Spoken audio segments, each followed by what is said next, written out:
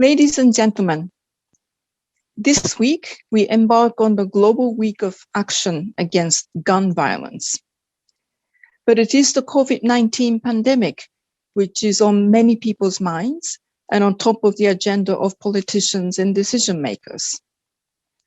In just over a year, the COVID-19 pandemic has left the world unhinged, our lives turned upside down, a staggering and sobering 3.3 million people dead, and national capacities and resources stretched to breaking points.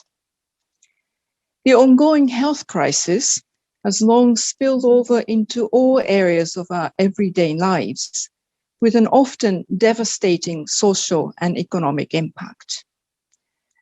But efforts on arms control cannot be seen in isolation from our response to the COVID-19 pandemic. Let me highlight this point with 3 examples. First, in March 2020, the United Nations Secretary General, Mr. Antonio Guterres, issued an urgent appeal for a global ceasefire so that we could fight and defeat COVID-19 as our shared threat. Fast forward to May 2021. We see armed conflicts continuing to swell and new conflicts arising, devastating many of the same communities which are already hit hard by the pandemic. For the first time in 20 years, poverty has increased significantly, with the World Bank estimating that around 120 million people have been pushed into poverty last year as a result of the pandemic. Such dramatic impacts will contribute to further instability and insecurity as the underlying drivers of many of armed violence and conflict. Regulating and controlling small arms and their ammunition effectively is a prerequisite for social stability, sustainable development, and peaceful societies.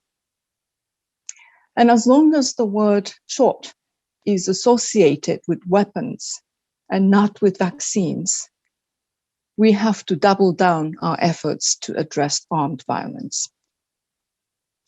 Second, weapons reside not only in conflict zones, but in many streets and homes across the world.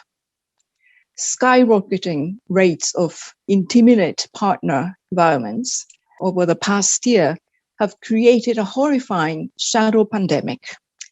Such violence is mainly perpetrated by men against women, and weapons are frequently implicated. Statistics essentially suggest that a weapon in the home increases significantly the likelihood of a lethal outcome for women.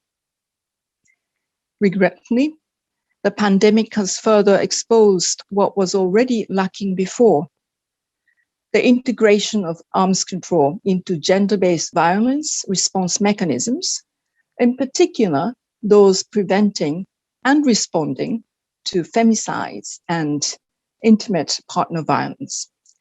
More than ever, it is our responsibility to call for solutions which disarm domestic violence. Third, the pandemic has shown us that weapons do not bring us closer to peace or human security. Yet military expenditures in 2020 reached around almost 2 trillion US dollars.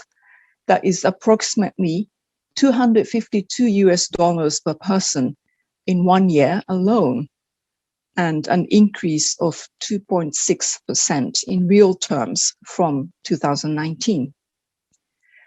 To reverse this trend once for all, we must confront decision makers with hard questions and an impetus to act.